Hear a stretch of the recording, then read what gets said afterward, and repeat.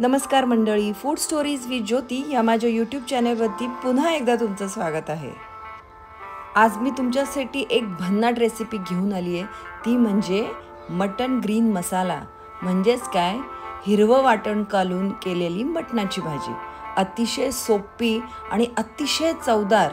प्रत्येक स्टेप नक्की फॉलो कर। मटण कसं मुरवत ठेवायचं, मटणाला कोणता मसाला घालायचा, तसंच मटण किती वेळ शिजवायचं आणि वाटण कोणतं घालायचं ते सगळं आजच्या या रेसिपीमध्ये सांगणार आहे।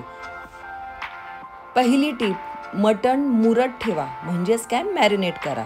दही, आलं लसूण मसाला, हळद, मीठ घालून कमीत कमी अर्धा तास नाहीतर जास्तीत जास्त 1 तास हे भिजत घातलंच पाहिजे। मटण छान मुरत घातल्यानंतर मग त्याला एका पातेल्यामध्ये कांदा आणि थोडे गरम मसाले घालून आपण त्याला फोडणी देऊन त्याला शिजत घालणार आहे। या तुम्ही बघितलं असेल त्यामध्ये मी एक पेस्ट घातली आहे, ती म्हणजे थोडंसं खोबरं, आलं लसूण आणि कोथिंबीर। यामुळे काय होतं, जे पाणी आहे मटणमधलं त्याला छान चव येते, ज्याचा वापर आपल्याला मटण सुक्कं करताना पुढे लागणार आहे, ते मी दाखवणारच आहे। आता एक वाटण काढून घेऊया, ते म्हणजे कोथिंबीर, आलं लसूण, खोबरं, हिरवी मिरची, जिरं आणि भोपळ्याच्या बिया। आता जाडबुडाच्या कढईमध्ये तेल तापवायला ठेवूया, त्यात दालचिनी, लवंग आणि तमालपत्र टाकूयात। ते झालं की त्यामध्ये चिरलेला कांदा घालायचा आहे। कांदा परतून झाला थोडासा की त्यामध्ये हिरव्या मिरच्या टाकायच्या आहे, कोथिंबीर, हळद घालायची आहे, तसेच धणे पावडर आणि आपण जो वाटून घेतलेला मसाला आहे तो याच्यामध्ये घालायचा आहे। टिप नंबर 2, मसाला खूप छान एकसारखा सर्व बाजूनी परतून घ्यायचा आहे।